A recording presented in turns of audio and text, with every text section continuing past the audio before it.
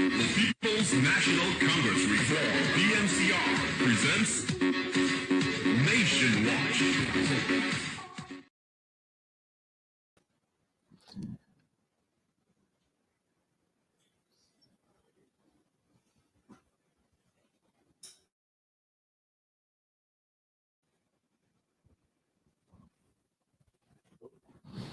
Good evening and welcome to this Nation Watch special. My name is Mervyn Williams, your host. Nation Watch is a production of the People's National Congress Reform. And this evening we're going to be talking about the local government election 2023. In my considered opinion, it's being mismanaged. Here to share his views from a technical perspective is Mr. Vincent Alexander, Commissioner at the Guyana Elections Commission. Welcome, sir. Viewers, just to let you know that earlier today, the People's National Congress Reform met with the Guyana Elections Commission and discussed a range of issues. And I must tell you that I am not impressed with the operations at GCOM. Mr. Alexander, let's talk a little bit before we get into greater details about the status at the Commission with respect to addressing the bloated voters list and the situation with the introduction of biometrics. I know that a long time ago, the purchase of equipment to support biometrics was in fact approved. What is the situation? Where are we? Are we going to get the biometrics anytime soon? All right, Marvin, let's start with what you referred to as the bloated list. Lots of people have zoomed in on the word bloated. I think we need to be clear in our minds, what is it we're really talking about? We're talking about the list of electors in a country of approximately 750,000 people. The electoral list of approximately 661,000 persons. And we know that our school population is somewhere in the vicinity of 200,000, which means that under no circumstance our list should be more than 500,000 rather than the 600 and something thousand we have. So we are seeing a list that represents over 100 and something thousand plus persons who are obviously not resident. And the word residency has issues, who are obviously not in Guyana, who don't live in Guyana and who aren't here to participate. Separate and apart from this conjecture, about 750, 661, 200,000 school children, we ought always to remember that the only way people are taken off of our list is use a death certificate for those persons. That's the only way. Now, and that only way is peculiar to what has come out of the CJ's ruling, because prior to the CJ's ruling, the Chief Justice's ruling, we would have periodic house-to-house registration, which would allow for us to get a new register of registrants based on a house-to-house registration exercise. That has been the trend since 1992. We last had such an exercise in 2008 with an understanding we do it every 7 years. So we were due for one no later than 2015. It was not done in 2015. But in 2018, the Parliament passed the 2019 budget and made a provision for house-to-house registration. There was no objection to this in Parliament, and the request for that appropriation came out of GCOM, which meant there was also no objection to it in GCOM. Why do I make that point? I make that point to say that all of the stakeholders in Guyana were on one sheet on the question of how we treat with our National Register of Registrants and our voters list up to 2018 when the budget for 2019 was passed. Yeah. It was only after a no confidence motion there were those who changed their position and are now contesting all sorts of issues that they themselves never contested prior to the no confidence motion. So the point we want to make is no matter how high or how low others jump, they were doing no jumps and were themselves a party to an exercise that would have led to a new list being created in 2019. Having advocated for it themselves since 2015. Since 2015. And the monies were allocated. They were in, did not oppose the allocation of the money in GCOM nor outside of GCOM. Now, so let me get back to this question of why it is so necessary to have that exercise. The numbers suggest it's necessary. But more than the numbers suggesting that it's necessary, we know that since there's no mechanism to take people off the list unless they die, and that further to that, we have no mechanism to take the overseas Guyanese who die off of the list, that thousands of overseas Guyanese are retained on the voters list. Thousands. And nobody can challenge that. Nandalal himself has come around to accepting that yes, there are overseas Guyanese on the voters list Who have died. possibly died, yes. Who have died, not possibly Who have died. yes. One can look at that announcement and see every night how many of them are dying.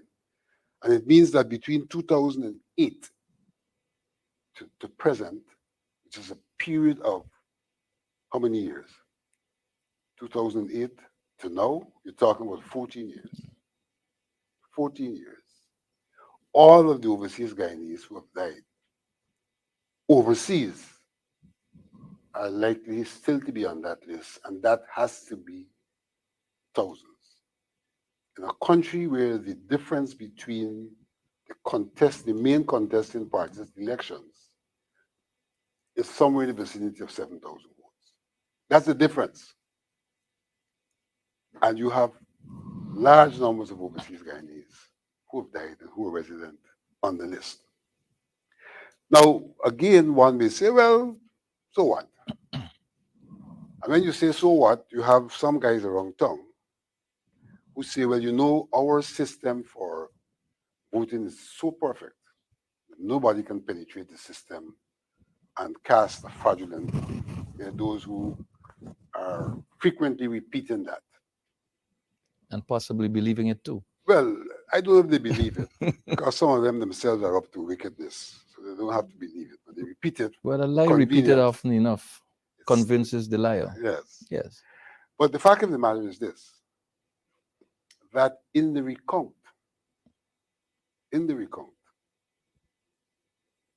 the APNU AFC identified scores, hundreds, probably thousands of persons whose names were struck off by the presiding officers as having voted.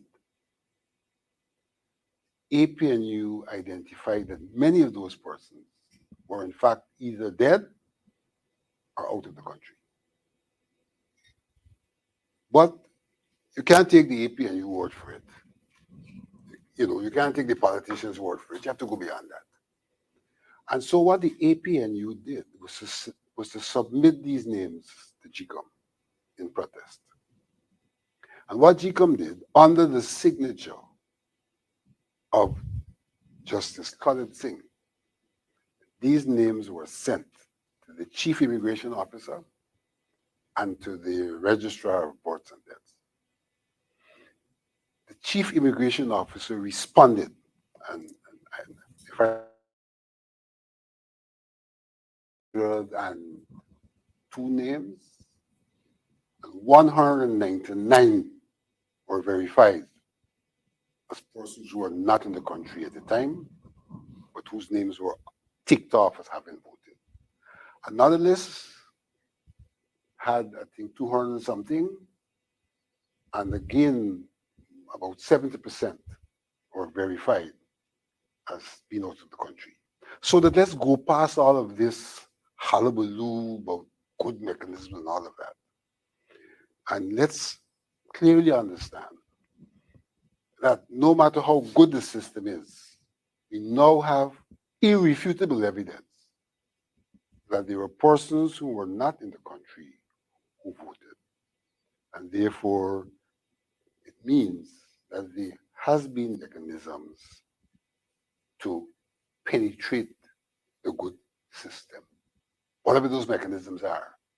Unfortunately, we have not been able to find what those mechanisms are because GCOM has refused to conduct a review of its systems. A review of GCOM systems may well lend to an answer as to how this could occur. But GCOM has refused. When I say GCOM, I don't take collective responsibility because I have not refused. It is the three commissioners who represent the government and the chairperson who has refused to carry out this review. A review which merely sought to find out what are the fault lines, the flaws, the gaps in our system. They came back with this argument that no, you can't do that because under the Constitution, any matter about elections, results, and things like that are to go to petition. But the fact of the matter is that these are not issues that are petition bound because we're not asking to find out who did what wrong. That's what the petition is for. We're not asking for a audit that would change the results. That's what the petition is for. We are simply asking for a normal activity in any project. That Review. is, at the end of the project, you review to see how well you have done. And if you have not done well, why not? And GCOM has refused to do that on the grounds that no politicians must look at any electoral-related matter. Now, I want to make an interesting point here. If that is true, what do you have to say about the CY, the Commission of Inquiry? Certainly not a court. I will say this about it. The Commission of Inquiry is seeking to determine what happened in a very small window. A very small window. And the argument is that the president has the authority to set up a commission of inquiry under the Commission of Inquiries Act. And my response is twofold. One, what the Commission of Inquiry is doing is far beyond a review because the Commission of Inquiry is trying, in a sense, to determine what went wrong, how it went wrong, and who made it go wrong. That's what they're trying to do. So they're trying to do what has been argued should be done in a court. So those who are arguing it should be done in a court should well make the same argument. And my second point is this, that if that's what the Commission of Inquiry is doing, notwithstanding the general provision for a Commission of Inquiry to do that, the Constitution speaks specifically to how disputes at elections are dealt with. And the Commission of Inquiry Act is an enabling piece of legislation. It is therefore subordinated to the Constitution. And so although the president may have authority to establish a commission of inquiry, when one looks at the hierarchy of our law, and the fact that one law says matters of this nature are only supposed to be dealt with at the level of a petition and in court, then that does not, in my view, my layman view, necessarily give the president the right to establish a commission of inquiry to deal with the matter, That could have which the been dealt with Constitution says, Yeah. according to all of these other people, Yeah. should be dealt with by a court by of the law. court. So we see there's a lot here that raises red flags about what the government in three instances. One, taking people to court for electoral offenses and being unable to properly prosecute those cases after a year has passed, and claiming that the court is slow when in fact a number of those cases have been held up because they have intervened, asking for these matters to be tried uh, at the level of the High Court rather than the Magistrate Court, and taking that into a judicial process that has held up the actual trial. But they then turn around and say the court is slow. So, on one hand, you have this issue of the cases that are not going anywhere. On the other hand, you have the petition, which they've objected to from a procedural perspective. So, something was filed 2 days after the date. And at the level of the CCJ, Allegedly. at the level of the CCJ, there was a split decision, and a lot of people don't realize this. Yeah. The CCJ was not unanimous. Two judges, the CCJ, argued that this petition should be heard At the level of the full at court. the level of the full court. They argued that. I want to come to something that touches on the integrity of GCOM. Pardon me if I sound too harsh. Last Tuesday, the People's National Congress Reform held a press conference. During the course of that press conference, the point was made that the list of electors specific to local government elections had not yet been released, had not yet been made available, had not yet been published. And they were correct. The people on the picket line in front of GCOM on the same day kept making the same point. GCOM issued a statement soon after, or just about the time of the PNCR's press conference, in which Yolanda Ward said that. And Ms. GCOM said, No, she's just a face. Yeah, well, her name was listed below there She's on just the a face. statement. She's a PRO. Very well. GCOM said that people must desist from spreading misinformation and disinformation, and that the list, in fact, was out there since November 4th. Today, at the meeting with GCOM, the PPP today. I want to make 2 points in relation to what you said. GCOM has been media shy for over a year. Media shy. GCOM has suddenly come alive in terms of press releases since one Commissioner Rui joined the commission, and pointedly says in those meetings, we need to put out a release. So it seems like he's running that aspect of GCOM, the PR aspect. So the first point I want to make. The second point I want to make is directly related to what you said. GCOM has not, prior to over the last weekend, put into the public domain any form of list that is specifically related to local government areas and their constituencies. It's only over the weekend that they gazetted an order indicating that they are now going to issue a list. They're now going to extract And to post a list, which is based on local government areas and the constituencies. And let's break that down. We are going to an election. We are going to elections, not an election. Yes, 80 of them.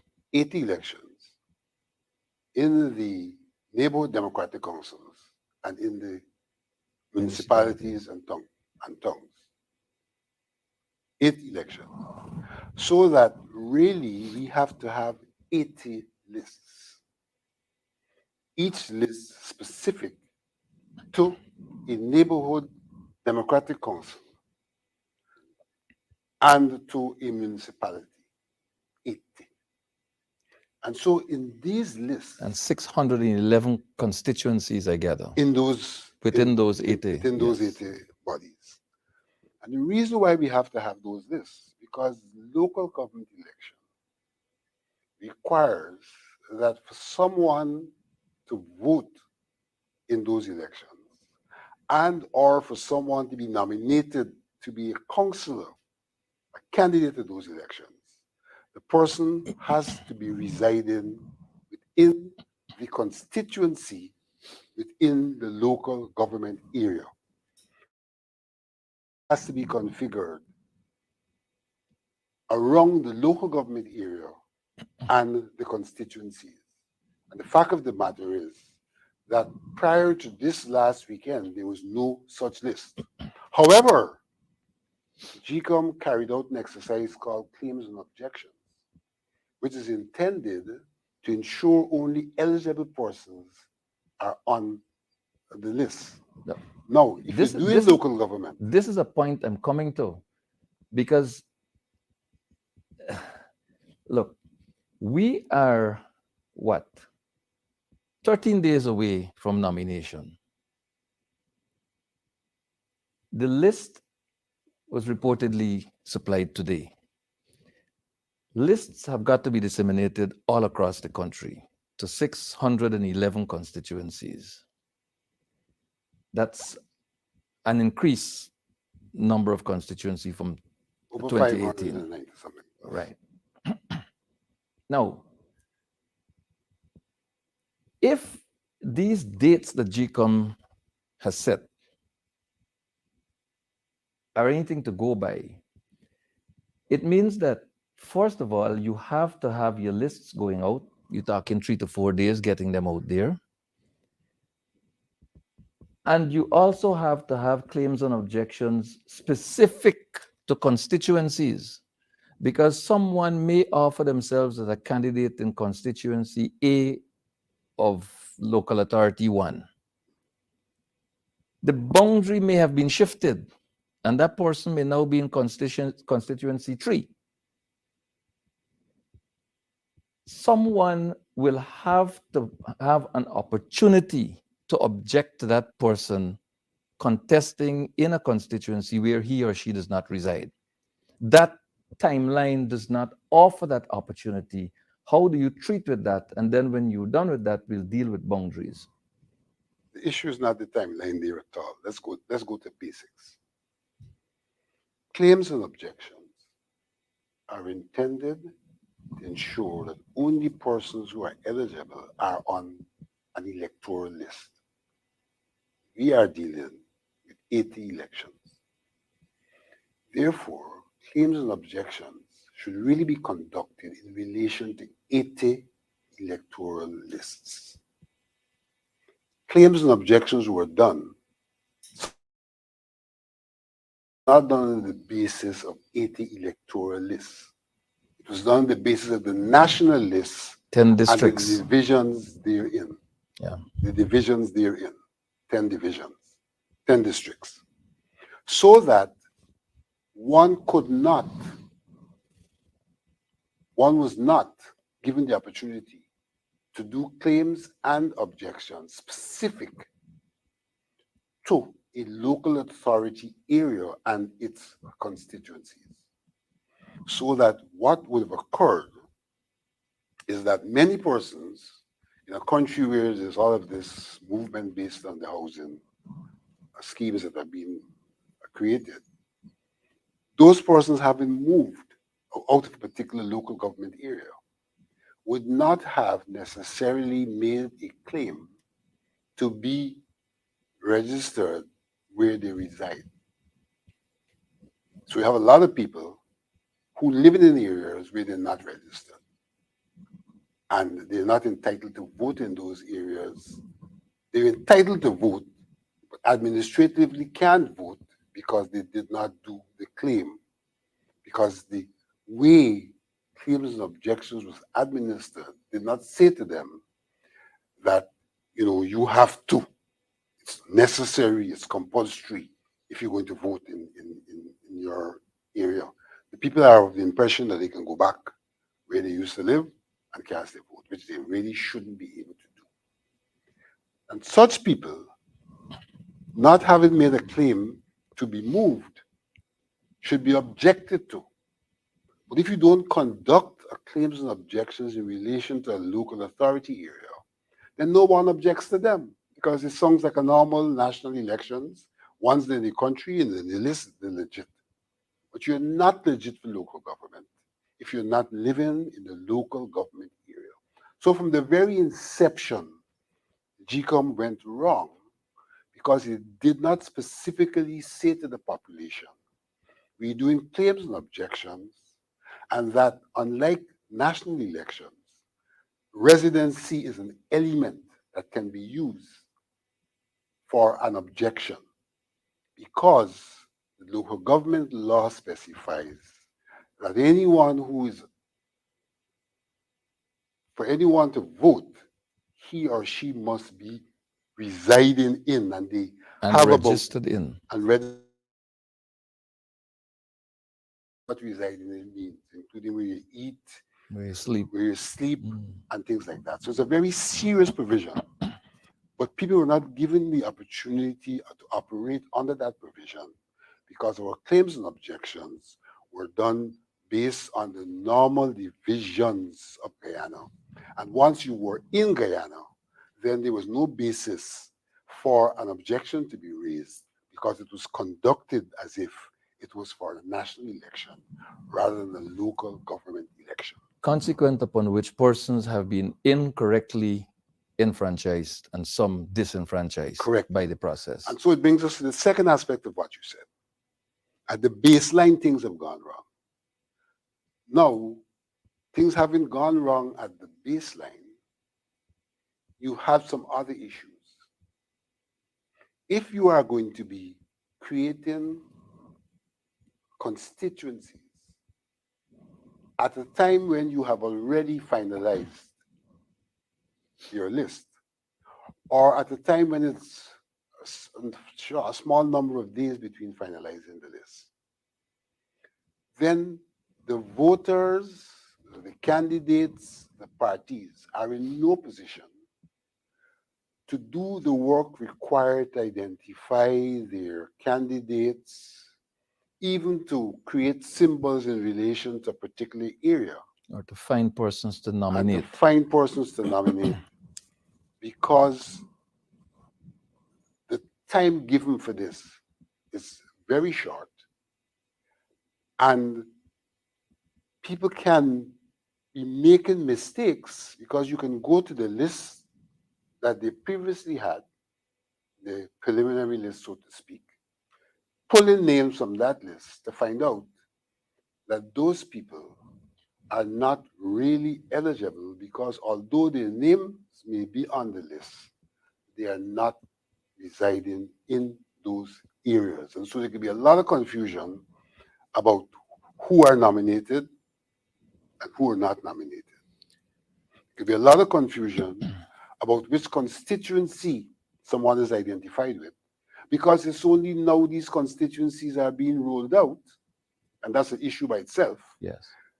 And since they're only now being rolled out, somebody who lives in one area where they've changed the boundaries, maybe, but now, for all intents and purposes, has found himself physically somewhere else. Right. Viewers, you're tuned to Nation Watch Special Edition, and we're discussing the mismanagement of local government elections 2023. My guest is Mr. Vincent Alexander, Commissioner at GCOM.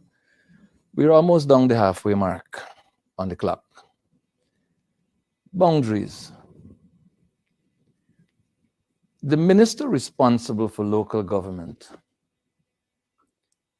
has arrogated to himself some authority that, in my view and in the view of many others, the law does not afford him. As we understand it, the law allows the minister responsible to demarcate local authority areas. And that is to say, the external boundaries of a local authority area. The minister is empowered to identify the number of seats required in this particular local authority area. Our understanding here is that the minister will communicate to GCOM these boundaries and the number of seats required. GCOM will then proceed to do the groundwork to establish how many constituencies are required and where the boundaries of those constituencies will fall based on population and geography and so on.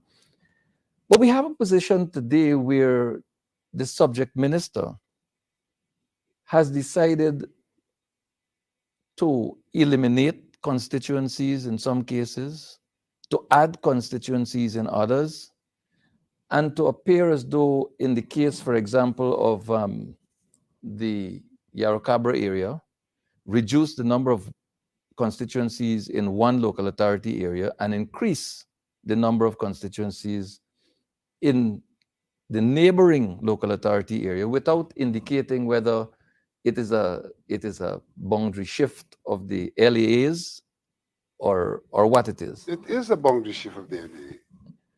But the point here is that the minister clearly overstepped his lawful authority, and he appears, having done so, to put GCOM in a straitjacket situation.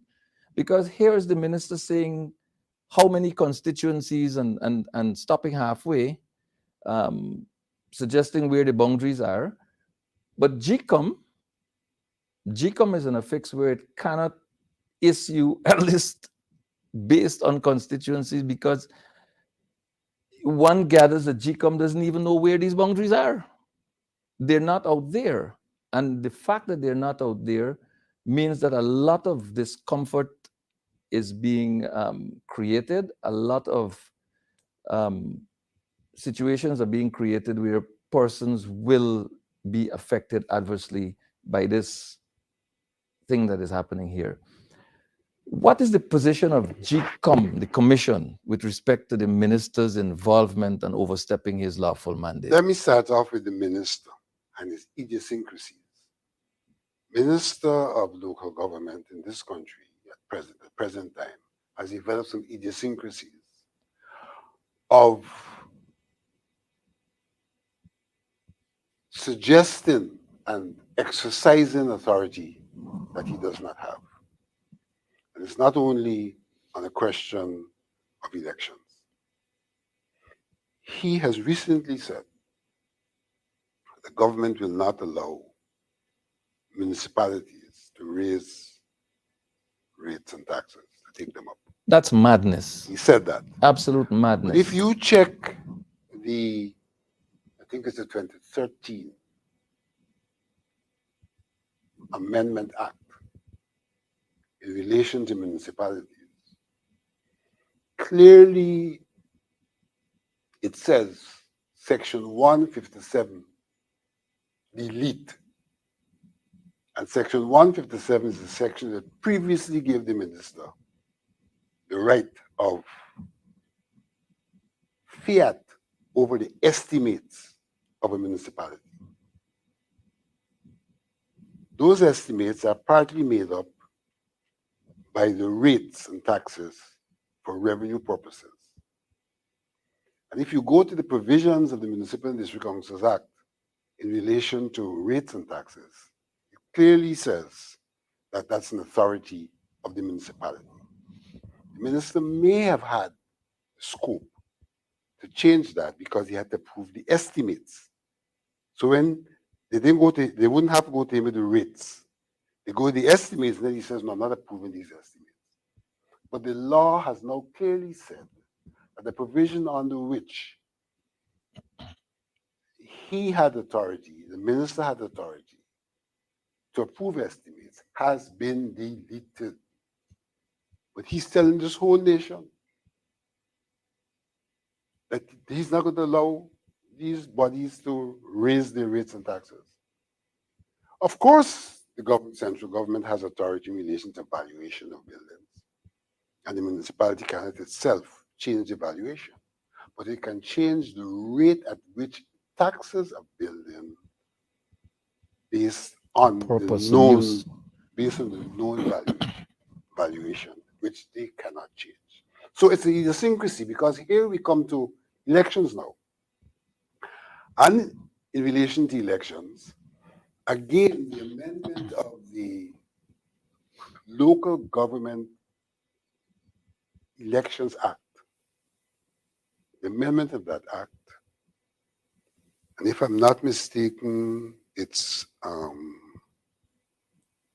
section, I'm not remembering the section right now, but it's the fifth, the fifth subsection that specifies that the Elections Commission is responsible for combining and subdividing areas for the purposes of constituencies. Clearly says that. But on the 15th of November, we have a gazetted order where the minister has sought to create, divide, and lump constituencies together, clearly in defiance of what the law provides for in relation to. So that is, in the first instance, a breach of the law. But in the second instance, it creates problems, even if it were the law, because he's doing this at the time when GCOM is extracting a list that should be extracted based on known constituencies and known local government areas. And so while GCOM is seeking to do that, he's changing these things. And so GCOM is in a predicament, unless there was some movement behind the scenes between him and GCOM. Lists, because their lists have to be consistent with the existing constituencies and local government areas. And if he's changing those things at the time when GCOM is preparing the list, then there is incongruence, right? The two things are at odds. And so we're likely to have problems in terms of what those lists reflect. And what those lists reflect goes back to some of the earlier things we were talking about. Who lives where? Who can vote where? Who can be nominated where? Who can form a party where? Because boundaries have to be known for all of those things to occur. So there's a primary issue of him not having the authority. And there's the second issue that even if he had the authority, the manner in which he's exercising it is causing confusion in the preparation by GCOM of the elections. This matter came up at GCOM last week. When it came to GCOM last week, the three members of the commission representing nominated by the government said that they had done research. They collectively had done research. And based on that research, the minister has the authority. And we said, but share with us your documentation. They said, but no, we have to consult before we can share. And that consultation hasn't ended, so they haven't shared it. But you have two lawyers across there. Yeah, two lawyers, but they made reference to 38A of the Local Government Elections Amendment Act, 38A. And if you read 38A 5, it clearly says that that's the responsibility of GCOM. It clearly says that. So last week they made this contention, didn't share the document, and the matter came up again today. And the CEO had no choice but to say today, as far as he knows, this is a matter that falls within the jurisdiction of GCOM. The CEO said that today. we asked that the matter be discussed and finalized. Prepared with personal reasons, it's not really a GCOM paper and all of that. He said that you've prepared it, which means you have a position, so you should be ready to discuss it. And they've spoken to it and about Right. it as well. Now they've asked for time to discuss this matter. And after some persistence, it was agreed that we should do this as quickly as possible. Because I made the point, this is a live matter. You can't put this off for next week or week after next. It's live. These things are being done wrongly and causing confusion for GCOM and disenfranchising people and things like that. It needs to be discussed immediately. So eventually the chairperson agreed that we will do a round robin tomorrow to determine how soon we can sit to resolve this matter, which is a source of tremendous confusion, and which is a source that can completely throw off the deadlines that they're dealing with. Because GCOM has issued a list that purportedly reflects the extant constituencies. And if those constituencies were not lawfully drawn up, then it has to be redone. And who knows what will come of that. And when. And when. And therefore, what would be the standing of GCOM's list that is now in the public domain? Well, mismanagement and unlawful acts seem to be the hallmarks of GCOM as we approach. Well, I wouldn't say the hallmarks of GCOM because some of these things that we're referring to are not committed by GCOM. Where GCOM is in a problem is that GCOM does not have what it takes to confront wrongdoing and to correct wrongdoing. Now, we are clearly in a bad place as it relates to local government elections, given the timeline that has been set. I hold very little hope that judging from past trends, that the deliberations with respect to the unlawful acts of the minister will come to anything of significance at GCOM, having regard to the rulings that we have been seeing within recent times. But let's put that aside for a second. Time is running. Viewers, you're tuned to Nation Watch Special, and we are discussing the mismanagement of local government elections 2023. I'm chatting here with Mr. Vincent Alexander, Commissioner at GCOM. Now, there has been absolutely no work done in the area of voter education. We are less than 2 weeks away from nomination day according to GCOM's timeline. Not a single flyer, no ads, no releases regarding voter education. There have been changes. Local authority areas have been readjusted. Boundaries have been changed, lawfully or unlawfully. Some local authority areas have been merged.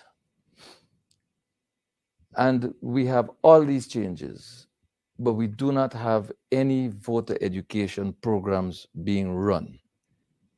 How important is voter education to the process of local government elections, which evidently are more complicated than regional and general elections? Added to what you said, you have new voters. You have persons who have now become of age, voting for the first time, and have not been exposed to the system in any form whatsoever. So voter education is critical, starting with the new voters who are entering the arena for the first time, as well as the ongoing voters because there are changes to the things that they know in terms of constituencies. And for example, you take the elderly people in quarantine who have been in 5274 for all their life. And now 5274 has been divided into two local government areas. Who is telling them that this has occurred? That requires voter education. Take the same case you just mentioned. Haruni Lamaha, Yarakabra. Yarakabra Lamaha, Yarakabra Yarakabra Haruni. Haruni. He was going back to 2016. Yarakabra Haruni and Yarakabra Lamaha did not Did not exist in He's 2016. not going back anywhere there. He's No. doing his own thing. Yes. He's doing his own thing. Those were brought in They were brought in 2018. 2018. So again, he's barefacedly telling the nation an untruth that the basis of what he's doing is to correct some devious act of the APNU. There are new, for example, in the Pomeroon as well, With the great merger. changes have been made Yes. with Providence and those places. Yes. Those are new local authorities 2018. Those are not any things that were No. there in 2016 that the APNU changed in 2018. All of those people need to know what is happening if they're to have a meaningful involvement in local government elections. But at the level of GCOM, there is no voter education manager. What? None. And this vacancy has been out there for some time now, and GCOM has been patently slothful and may have been intentionally slothful in not appointing a voter education manager among other offices such as the Deputy Chief Elections Officer, the Logistics Manager, the Chief Accountant, and the voter education person. What are they playing? They're So playing that a game to GCOM give does people not experience? GCOM does not have all of the manpower at the senior level required for the proper conduct of its affairs, and in this instance, of local government elections. And we're seeing that the consequences of that. We saw, for example, where when we were doing claims and objections, there were big banners on the offices across the country indicating that claims and objections will come to an end on the, I think it was the 22nd or some date like that. But the point was this: objections normally follow on claims Mm-hmm. because you can object to a claim. Right. So you can't have the same closing date for claims and objections. You have to have one closing date for claims and a subsequent closing date for objections. But we advertise throughout this country on the banners one date. And when the APNU raised the matter, GCOM had to go back and extend the date for objections. And presented it as they were doing a favor to the APNU. Then again, recently, in the question of the symbols, we gazetted the 21st as the closing date for symbols, and then advertising the papers the 22nd.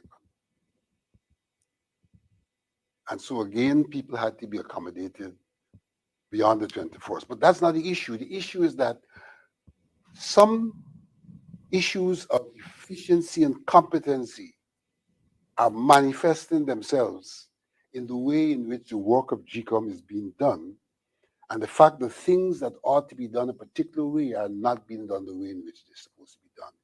And I may proffer that the fact that we did not do claims and objections in relation to the constituencies and LGA areas, local government areas, may well be a reflection of people understanding their job, understanding the laws, and applying the laws. And so it's a question of competency, if not deviousness, which would have brought us there. It is a fact. It is evident that we are in a bad place with respect to local government elections 2023. let's look at another very critical area. GCOM is required to hire staff for the conduct of elections, and the staff that they're required to hire are supposed to be persons who are not known to be affiliated to any political party, particularly those contesting the elections. It is clear that GCOM has a problem on its hands. It is clear that a large number of persons employed by GCOM are in fact not just supporters, but activists attached to the People's Progressive Party. Is GCOM prepared to deal with this? And if GCOM is prepared to deal with this, do they have mechanisms in place to train new recruits after they would have sent home these political affiliates and activists in time for the conduct of local government elections 2023? Extremely interesting question. I'll take it from the other end. The People's Progressive Party submitted objections to 72 persons who were appointed at various levels to manage elections. 72 persons. The chief elections officer responded. And he says a number of things. He said, I picked the best I have based on the training and the tests that they did. That's one. He said, I picked the people available in the local areas. And in some instances, I had to take people from adjacent local areas because there were none available in a particular local area. So that's two. And he says, and I picked the GCOM staff, particularly in the instances where local areas didn't have people. He says, so are you telling me I have a problem with my GCOM staff, who I picked, and you are now objecting to them? What should I do with those GCOM staff? If you're objecting to them for local government elections, then you're probably objecting to them, period. What will I do in terms of the quality of staff if I have picked my best, and even I would admit that some of the best are not good enough? You are now asking me to remove them. Where am I getting the replacement from in the first instance? Because I have said to you, I have shortages. I have moved people from one area to another because of shortages. I've used my staff because of shortages. If you move these people, what happens? And not only that, I have to have them in place by a certain time. That time is elapsing. What can I do if you want me to remove 72 persons? To make sure I get a replacement to those 72 persons, to keep to my timelines. So that was his response, and lo and behold, they withdrew the 72 objections. But they having withdrawn those elections, The names, the having objections. withdrawn those persons whom they objected to, the APNU has now surfaced some names. And GCOM has undertaken to do a due diligence to determine the veracity of the APNU's claim. So the judge is not yet in on those persons, but the timelines have already gone in terms of when those persons should have been appointed. It appears that it is necessary, if ever there was doubt, all doubt has evidently been removed. It is necessary for these dates that have been put out there for nomination right down to election day. Those dates will have to be reviewed if elections which are to be credible will be held in 2023 with respect to the local government areas. That's a very modest and conservative position. Myself and Commissioner Trotman have taken the position that given the fact that the list has not been attended to in terms of ensuring that you don't have people who are not eligible removed from the list. The fact that you've not reviewed your systems to ensure that you close all the gaps and flaws in the system. The fact that you have refused to discuss the matter of biometrics so that the two issues I referred to earlier and the one of the list in particular could be ameliorated, that those things have not been attended to, irrespective of all of these other issues we have raised tonight, has put us in the position where we feel that we cannot support the The holding holding of of local government elections. elections at this time. Thank you very much, Mr. Alexander. Ladies and gentlemen, the commissioners nominated by the opposition hold the view collectively that given the circumstances faced by the Guyana Elections Commission, whether by its own acts or omissions, whether resulting from the unlawful actions of the subject minister, they hold a collective position that they cannot support the holding of local government elections 2023. I share those views. I have been asking the questions and I have been carrying a moderate line. But the reality is the conditions are not right for the holding of local government elections. The procedures continue to be mismanaged. And I support the view that we are not ready and therefore should not support the holding of local government elections 2023. Thank you very much, Mr. Alexander, for joining me on this special edition of Nation Watch. Ladies and gentlemen, I trust that you are better informed on the question of local and the manner in which it is being mismanaged. Thank you. Until we meet again, God bless.